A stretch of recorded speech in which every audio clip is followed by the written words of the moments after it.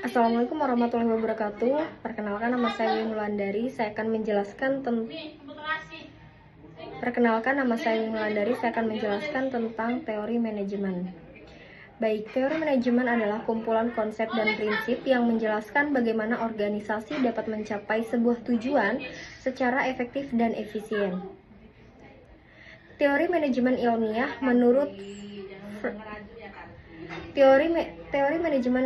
menurut Frederick Taylor. Yang pertama adalah mengedepankan analisis ilmiah untuk meningkatkan produktivitas dan efisiensi kerja melalui spesialisasi.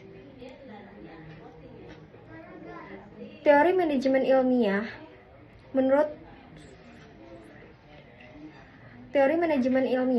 Frederick Taylor yaitu mengedepankan analisis ilmiah untuk meningkatkan produktivitas dan efisiensi kerja melalui spesialisasi tugas dan metode kerja yang standar.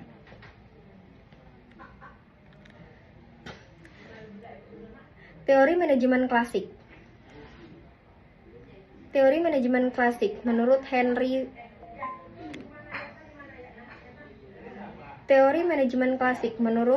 Henry Fayol. Yang pertama, menekankan fungsi-fungsi manajemen perencanaan, pengorganisasian, pengarahan, koordinasi, dan pengendalian untuk mencapai efektivitas.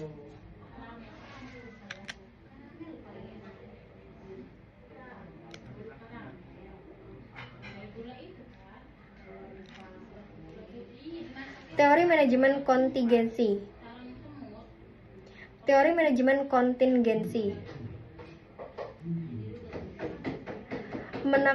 Menekankan bahwa tidak ada pendekatan manajemen yang cocok untuk semua situasi, melainkan harus disesuaikan dengan kondisi dan karakteristik organisasi. Teori manajemen sistem memandang organisasi sebuah sistem yang saling berhubungan di mana setiap bagian memiliki pengaruh terhadap yang lain. Tujuan organisasi dapat tercapai jika semua bagian bekerja secara harmonis. Selanjutnya adalah teori manajemen berdasarkan tujuan. Memfokuskan pada tujuan yang jelas dan mengukur kinerja berdasarkan pencapaian tujuan tersebut. Teori manajemen sumber daya manusia menekankan pentingnya pertimbangan dan pemanfaatan sumber daya manusia secara efektif dan organisasi.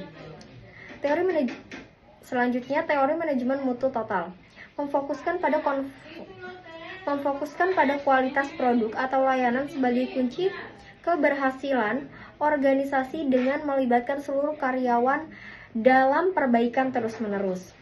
Teori kepemimpinan transformasi mengutamakan kepemimpinan yang inspiratif dan menginspirasi karyawan untuk mencapai tujuan bersama. Yang terakhir adalah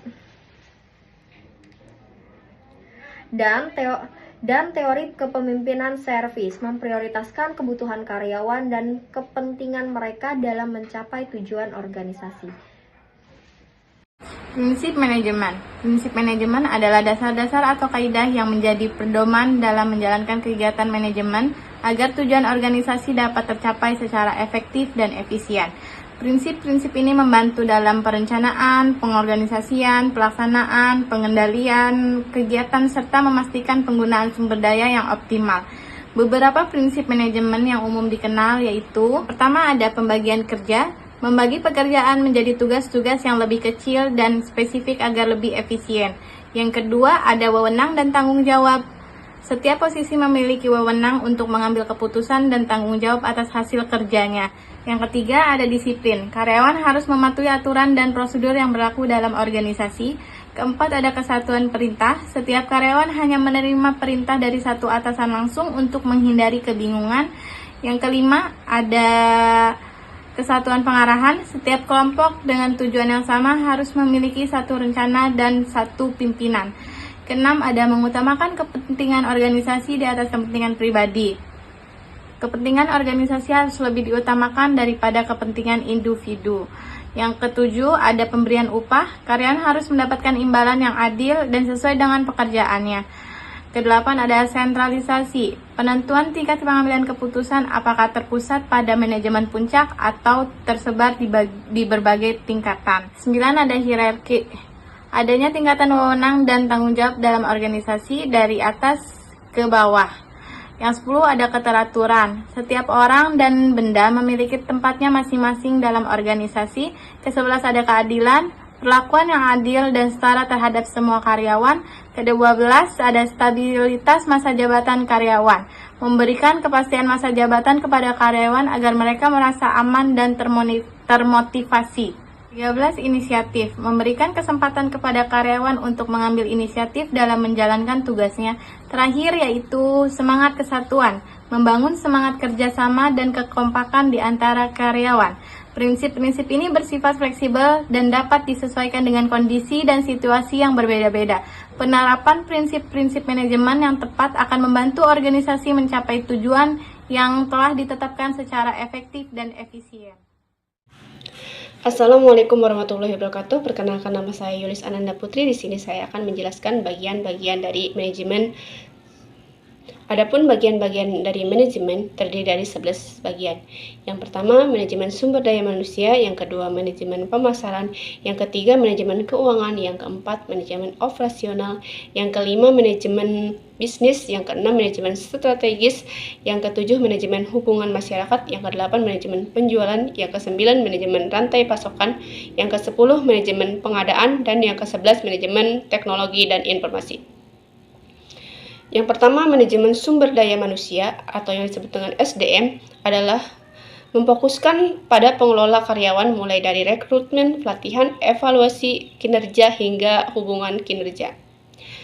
Yang kedua, manajemen pemasaran yaitu bertanggung jawab untuk mengidentifikasi kebutuhan pasar, mengembangkan produk atau layanan yang sesuai, dan memasarkan produk atau layanan tersebut. Yang ketiga, manajemen keuangan, yaitu mengelola arus kas, investasi, dan keuangan perusahaan serta secara keseluruhan. Yang keempat, manajemen operasional bertanggung jawab untuk memastikan efisiensi produk, kualitas produk, dan pengiriman. Yang kelima, manajemen bisnis merupakan bidang yang lebih luas meliputi berbagai aspek manajemen seperti sumber daya manusia, pemasaran, keuangan, dan operasional. Yang keenam, manajemen strategis merupakan merumuskan visi, misi, dan strategi jangka panjang untuk mencapai tujuan organisasi. Yang ketujuh, manajemen hubungan masyarakat, yaitu mengelola komunikasi antara organisasi dengan publik. Yang kedelapan, manajemen penjualan, mengatur proses penjualan produk atau layanan. Yang kesembilan, manajemen rantai pasokan, yaitu mengelola aliran bahan baku, produksi, dan distribusi produk.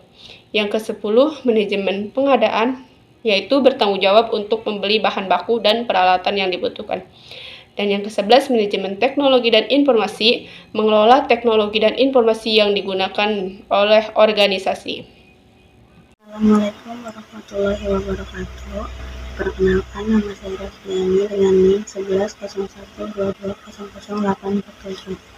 Nah, di sini saya akan menjelaskan fungsi-fungsi manajemen. Nah, fungsi-fungsi manajemen itu terbagi menjadi 4, yaitu perencanaan, penataan, kepemimpinan, atau pengendalian. Nah, yang pertama yaitu perencanaan. Perencanaan adalah sasaran-sasaran penetapan strategi dan mengembangkan rencana kerja untuk mengelola aktivitas-aktivitas. Sedangkan penataan yaitu menentukan apa yang harus diselesaikan, bagaimana caranya, dan siapa yang akan mengerjakannya. Nah, kepemimpinan yaitu memotivasi, memimpin, dan tindakan-tindakan lainnya yang melibatkan interaksi dengan orang-orang lain.